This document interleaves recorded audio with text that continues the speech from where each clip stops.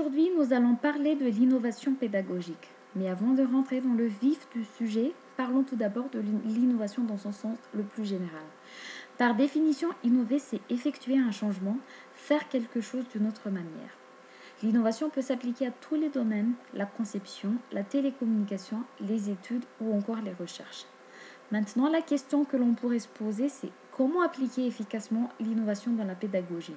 Tout d'abord, l'apprentissage est un système qui consiste à transférer le savoir et la connaissance entre deux individus. L'apprentissage peut faire l'objet d'une évaluation ou non. Dans le cadre de l'enseignement, les deux individus sont l'enseignant et les étudiants.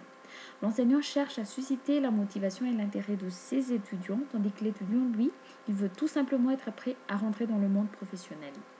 Cette envie de changement nous emmène à jeter un coup d'œil sur le passé. Comment était l'enseignement il y a quelques années? Le mode d'enseignement ainsi que les acteurs étaient les mêmes.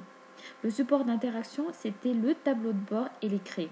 À l'époque, tout était écrit sur le tableau noir, les explications, les démonstrations, voire même les images. Je sais que ça remonte à tellement longtemps, mais lorsque la calculatrice n'existait pas encore, même la racine carrée, on faisait le calcul à la main. Souvenez-vous également au cours de géographie par exemple, on utilisait des cartes du monde sous forme papier pour illustrer les cours. L'existence de Google Maps était loin de l'imagination du monde à l'époque. Bien entendu, les choses ont évolué et on n'arrête pas le progrès, heureusement. Quel est donc le système pédagogique actuel ? Aujourd'hui, on rentre complètement dans un monde numérique dominé par l'utilisation de l'Internet, ordinateur, des emails au niveau de la communication. Les élèves d'aujourd'hui commencent l'apprentissage de l'ordinateur dès leur plus jeune âge. On constate alors une forte adaptation de l'enseignement par rapport à l'évolution de l'économie et de l'entreprise. Sur le web, aujourd'hui, on peut trouver tout sur tout grâce aux différents moteurs de recherche. Les outils de support ont eux aussi évolué. Par exemple, depuis quelques années, on constate l'utilisation de vidéoprojecteurs et de PowerPoint comme support de présentation, que ce soit dans un cadre pédagogique ou professionnel. Au niveau de l'enseignement, les universités, les écoles ou encore d'autres centres de formation utilisent de plus en plus des plateformes collaboratives et des modes d'accès à distance comme le e-learning. Le e-learning est tout simplement l'utilisation des nouvelles technologies multimédia de l'Internet pour améliorer la qualité de l'apprentissage en facilitant l'accès et les échanges à distance. On retrouve de plus en plus également de la visioconférence ou de la téléprésence dans l'enseignement.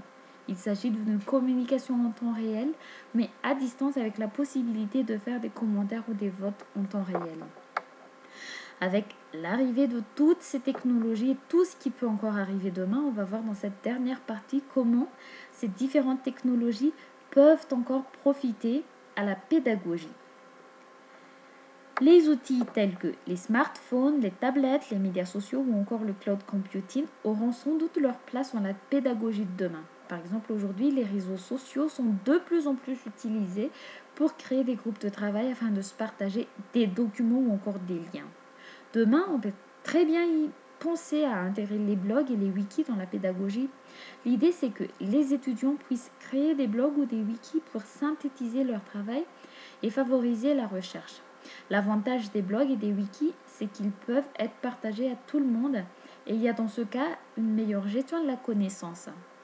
L'inconvénient, c'est que la maîtrise des technologies n'est pas accessible à tout le monde, mais à nos sens, cette problématique peut être résolue par une formation et une vraie conduite de changement.